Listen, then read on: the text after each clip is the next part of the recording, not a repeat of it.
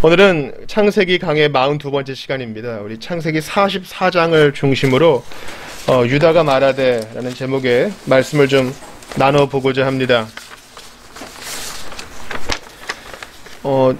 공교롭게도 43장도 그렇고 44장도 그렇고 똑같이 34절로 이렇게 구성이 되어 있네요. 여러분, 창세기 44장을 우리가 처음부터 끝까지 이제 읽었잖아요. 대충 무슨 내용이에요, 여러분? 한번 내용을 정리해 봅시다. 창세기 44장은 어떤 내용을 담고 있어요?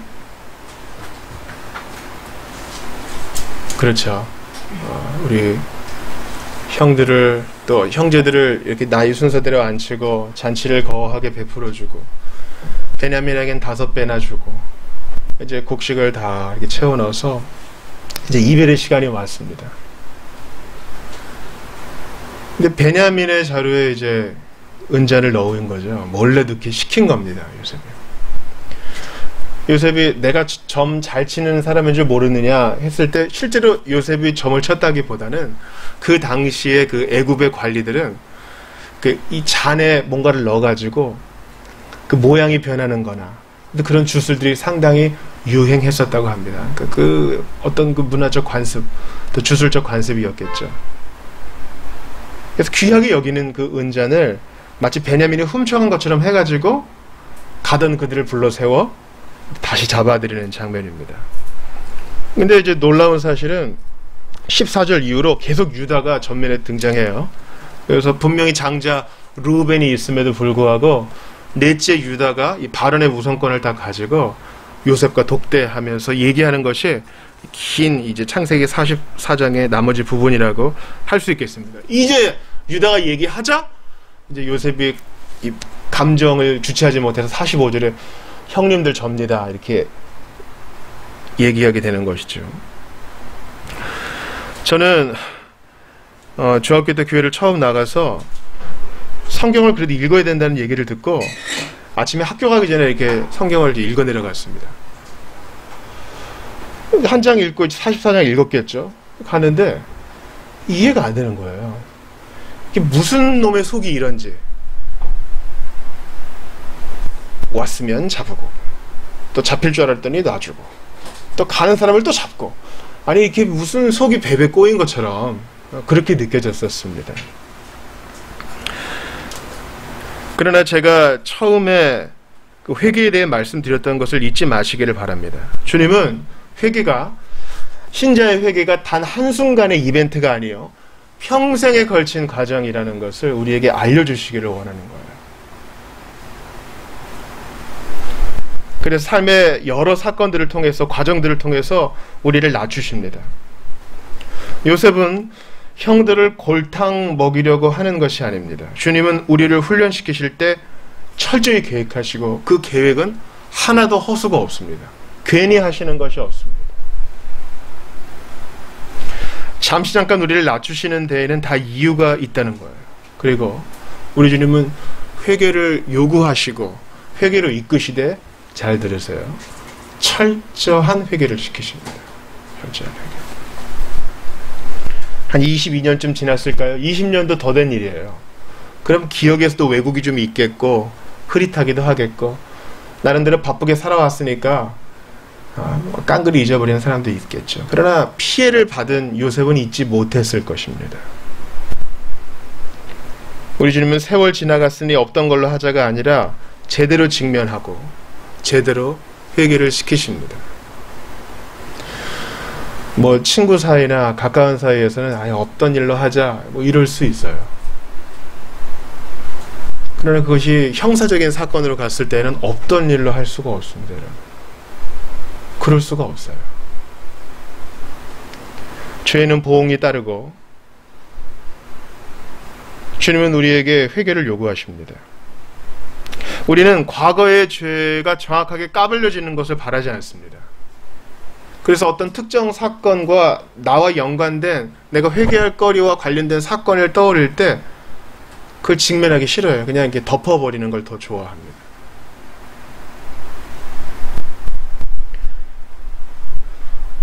저도 주중에 누가 좀 상담을 좀 받으러 오고 싶습니다. 그러면 이제 청소를 시작해요. 보통 좋은 청소는 만만한데 더러운 것들을 다 몰아넣는 것이죠. 근데 그 근본적인 해결이 안 되는 거 아시잖아요. 치워야 됩니다. 버리든가. 우리 주님은 그런 식의 청소가 아니라 철저한 청소, 철저한 회개를 요구하시는 것입니다. 과거의 모습을 똑바로 보는 거 유쾌한 일은 아니지만 주님은 그것을 요구하셔요. 그게 네 모습이고 너는 나를 전적으로 의지해야 살 수 있느니라. 그게 주님의 메시지입니다. 베냐민 데려왔단 말이에요. 근데 뭐가 더 필요해요? 베냐민 데려왔는데 이 편애의 문제가 있었다 그랬죠. 여러분 창세기 43장 잠깐 봐요. 창세기 43장. 야곱이 아직까지 아주 한참 멀었거든요. 43장 보시면은 유다와 그 야곱이 얘기할 때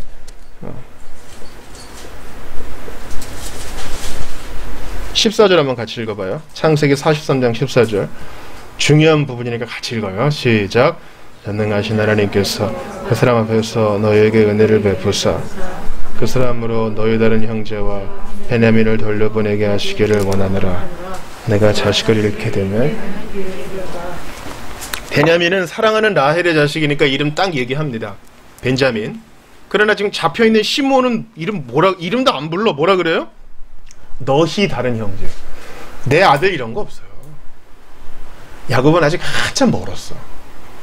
그러니까 다 회개해야 될 집안이에요.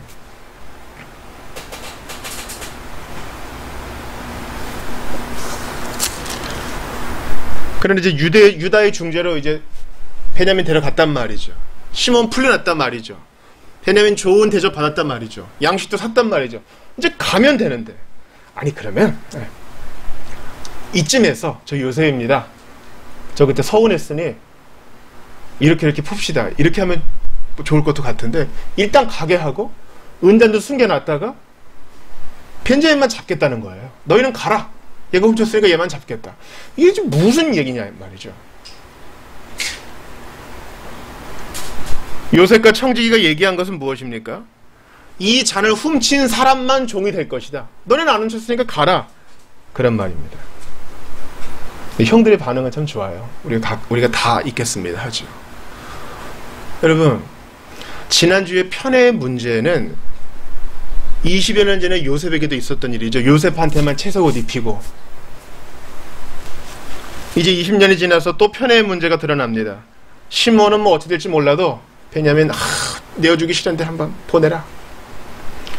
애굽으로 오는 길까지 형들은 베냐민에게 해코지하지 아니하고 시몬을 건져냅니다.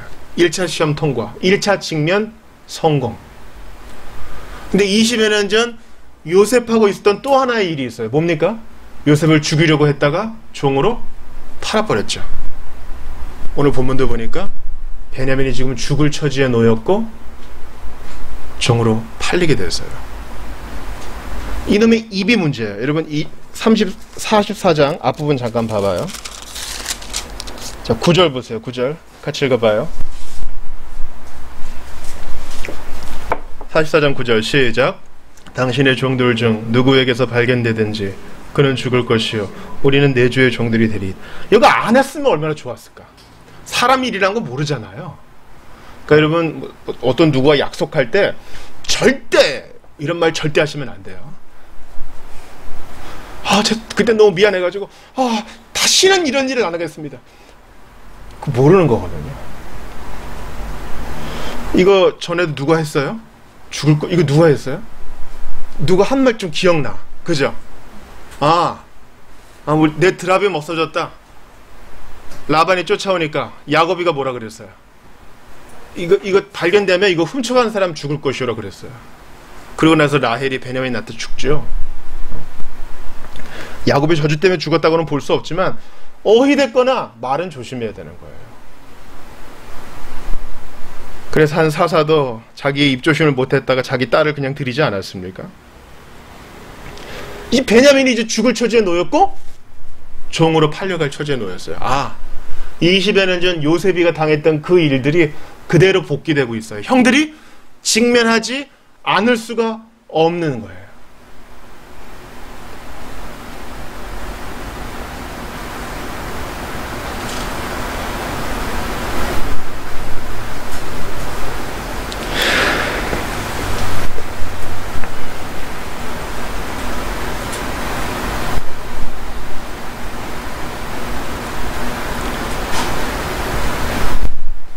형들에 대한 시험이 절정에 이르렀습니다.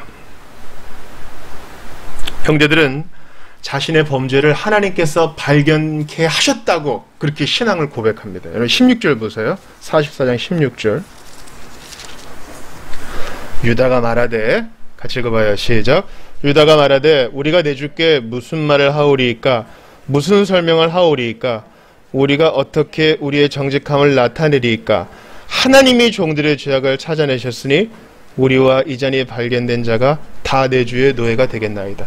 여기서 중요한 것은 하나님이 종들의 죄악을 찾아내셨다. 44장에 이 발견하셨다, 찾아내셨다라는 말이 총 8번 나옵니다. 8절에, 9절에, 10절에, 12절에, 16절에 2번, 17, 34절에 나옵니다. 하나님께서 찾아내시는 거예요. 우리가 스스로 고백을 안 하니까 주님이 찾아오셔서 드러내시는 거예요. 이거 해결해야 내가 원하는 거룩한 백성, 다른 나라를 축복하는 복된 백성이 될 것이다. 형들로 하여금 하나님께서는요, 요셉에 대해 자신들이 저질렀던 잘못을 찾으신 것임을 깨닫게 하십니다. 아, 그랬구나. 아, 우리가 잡히고 시므온이 갇히고 베냐민을 데려오라 하고 지금 일이 계속 꼬이는데 하나님이, 우리 조상의 하나님이 지금 여기에 개입하시는 건가 보다. 우리도 우리의 인생이 꼬이고 원치 않는 도전이 올 때 하나님을 반드시 연루시켜야만 됩니다. 주께서 내게 무슨 복을 주시려 그러나 혹시 내가 돌이킬 것은 없나? 이거 반드시 물어봐야 돼. 혹시라도 내가 돌이킬 것은 없는가? 모든 꼬이는 인생의 일들이 내가 잘못해서 오는 것은 아니에요. 그러나 그런 경우도 있다는 것입니다. 오늘 본문처럼.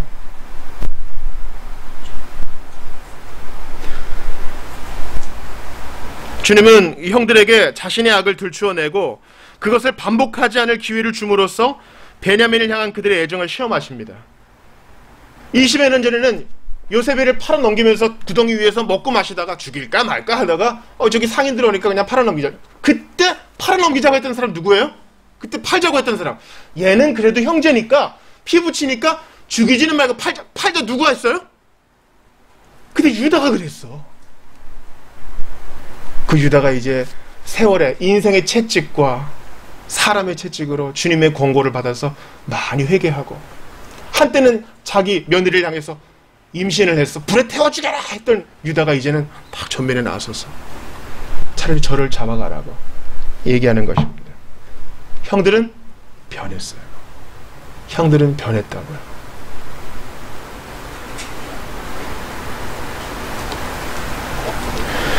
그래서 형들은 다 같이 옷을 찢고 같이 갑니다. 베냐민만 잡아가겠다는데 같이 가요. 그들은 변했어요.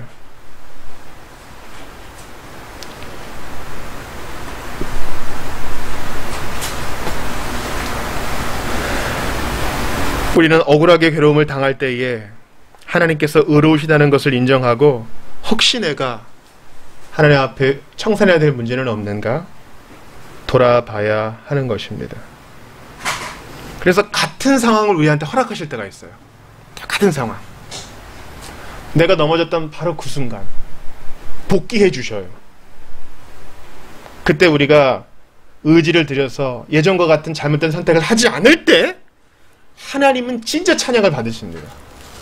아름다운 음악이 흘러넘칠 때 두 손을 높이 들고 눈을 감고 눈물을 흘리는 그런 찬양도 진짜 아름답죠.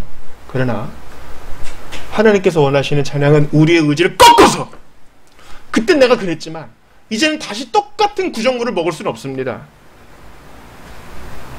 옷을 찢고 하나님이 원하시는 뜻대로 자기의 행동을 조정해 나갈 때 주님이 진짜 찬양을 받으시는 겁니다. 여러분 요즘 되게 덥잖아요, 그죠? 근데 그 맹인 안내견 여러분 보셨어요? 맹인 안내견? 맹인 안내견은 은퇴를 빨리 한다고 제가 들었어요. 골든 리트리버? 큰 게 있잖아요. 털은 얼마나 많아요. 그죠? 말은 여러분, 말은 뚜구둑뚜구둑 뛰면 말은 등에서 땀이 흐르더군요.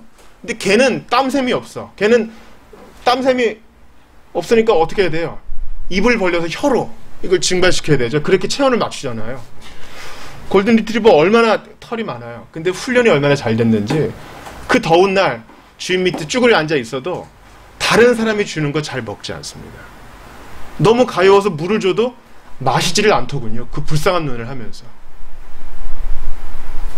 자기가 훈련 받은 대로 그것을 억제하는 반려동물만 봐도 감동이 있지 않아요, 여러분? 근데 우리가 주님 앞에 회개하고 나서 똑같은 상황에 직면했을 때 옛날처럼 할 수 없어요. 물론 땡기지만, 분명히 땡기지만 옛날처럼 할 수 없어요 하고 우리 의지를 쳐서 복종시켜서 옛날과는 다른 선택을 할 때 하나님 찬양을 받으신다고요. 근데 제가 감히 내 자신을 비롯해서 많은 형제자매를 볼 때 이것을 뚫고 나가지를 못하고 계속 뱅글뱅글 도시는 분들이 있음을 보게 됩니다. 이렇게 유다가 베냐민 편을 들어줘서였을까요? 나중에 이제 역사서를 보게 되면 솔로몬 이후 르호보암 때에 나라가 두동강이 날 때 북쪽에는 몇 지파? 10지파. 남유다는 몇 지파? 2지파. 유다와 베냐민이 함께해요. 그리고 우리는 오늘 본문의 거의 절반 이상을 차지하는 14절부터 요셉이 얘기하는 것, 유다가 얘기하는 것을 봅니다. 유다가 이르되, 유다가 말하되, 유다는 변화되었어요. 여러분, 우리 성경을 한번 찾아볼게요. 히브리서 7장 14절입니다. 히브리서 7장 14절. 이런 유다가 대신 나서주는 것이 과연 무엇을 의미하는가? 유다의 연설은 성경 가운데서 가장 감동적인 연설인데 이것은 무엇을 의미하는가? 찾아보죠. 히브리서 7장 14절. 시라고 되어 있습니다. 신약성경에 있어요. 히브리서 7장 14절.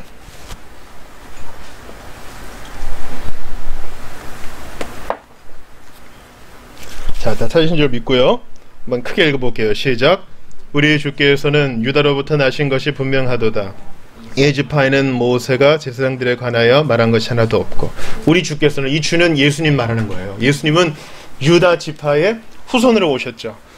한때는 그렇게 더러운 죄를 일삼았으나 이제는 회개하여 마치 장자처럼 제가 대신, 베냐민 대신 종이 되겠습니다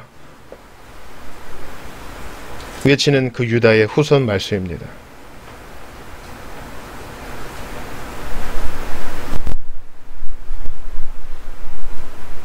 제가 대신 베냐민은 보내주십시오. 제가 대신 보증이 되겠습니다. 제가 대신 담보가 되겠습니다. 베냐민과 아버지는 깊이 묶여 있으니 돌아가지 않으면 아버지도 죽게 될 것입니다. 아비에 대한 사랑과 동생에 대한 사랑이 한데 묶여 있어서 유다는 중재자 역할을 이렇게 탁월하게 수행하는 것입니다. 이제는 유다가 아닙니다. 우리는 이런 유다를 보면서 첫 번째는 우리 예수님을 생각할 수 있어야 돼요. 유다 지파의 사자로 오신 예수님께서도 바로 죄인과 하나님 사이에 쓰셔서 베냐민처럼 잡혀야만 되는 우리를 위하여 예수께서 대신 중보해 주신 것이죠. 주보 사면 보세요. 주보 사면에 2번 암송성가 한번 같이 읽어봅시다. 그리스도께서도 시작. 그리스도께서도 단번의 죄를 위하여 죽으사 의인으로서 불의한 죄를 대신하셨으니 이는 우리를 하나님 앞으로 인도하려 하심이라. 불의한 자, 나를 대신하셨다. 이것을 대속이라고 그래요. 대속.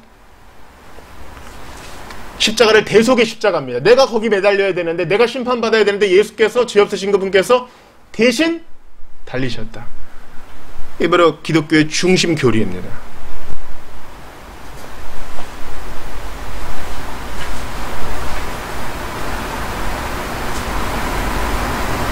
십자가 지신 예수님, 범죄자를 위해서 간구하시는 예수님, 그리고 지금도 우리를 대신하여 기도하시는 예수님, 유다 지파의 후손으로 오신 사자 예수님을 생각하게 되는 것입니다. 유다가 안 나섰으면 일이 어떻게 될지 몰라요. 그래서 결국 요셉이 감동해서 눈물을 터뜨리잖아요. 예수님의 대속의 십자가는 죄인을 향한 성부 하나님의 진노를 바꾸사 예수 안에서 우리 모두가 사랑과 은혜를 받게 하십니다.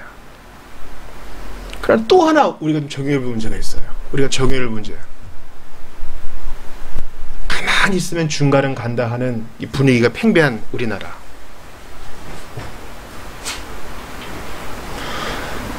그런 복잡한 일에는 네가 나서지 말아라. 가만히 있으면 중간은 가니까 자기들끼리 알아서 하게 해라. 그런 가르침이 팽배한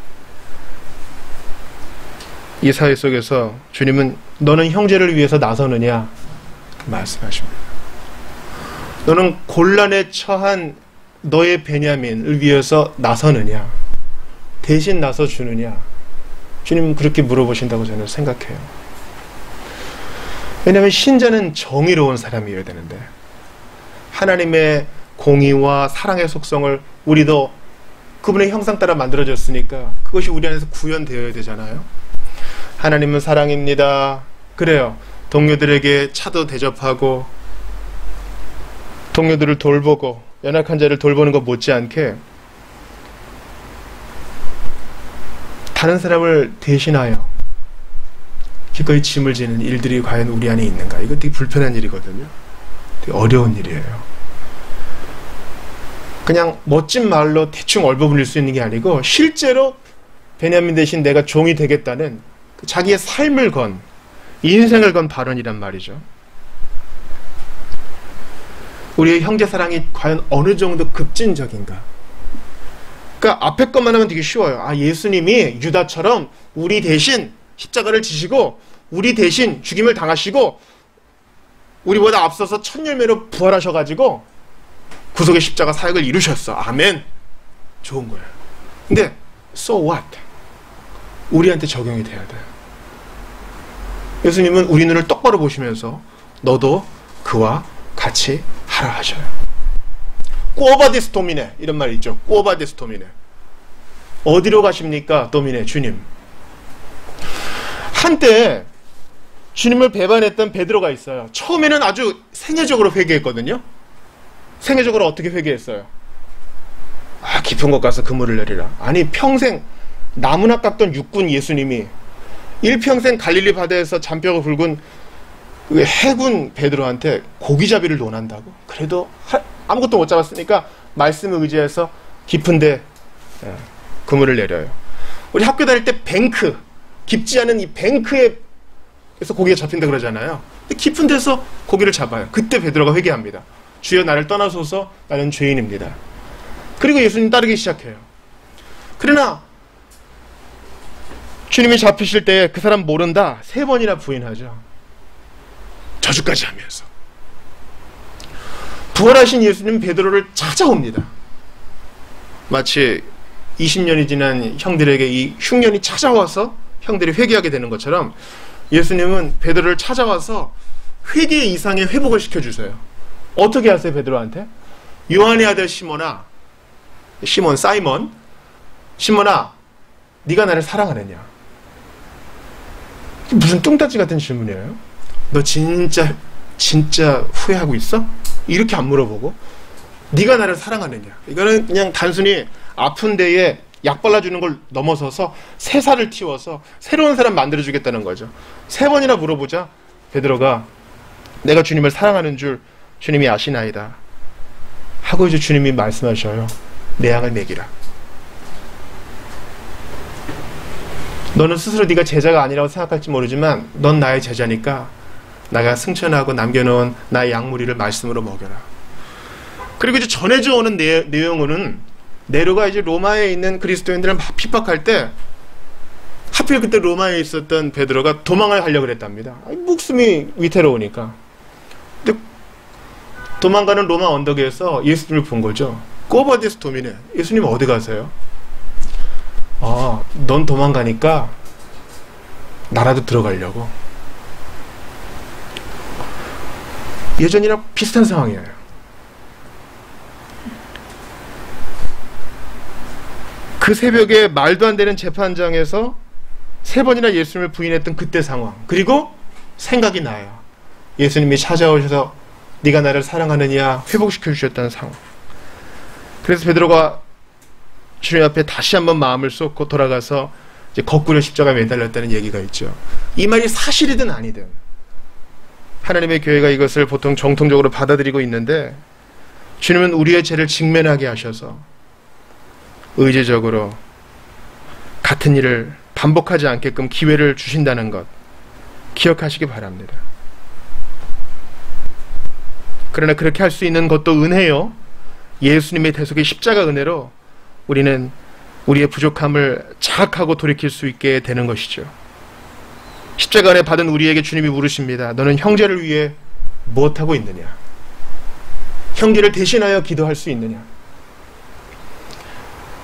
여러분, 솔직히 말하면요, 우리가 신자라도 우울함에 빠질 수 있거든요.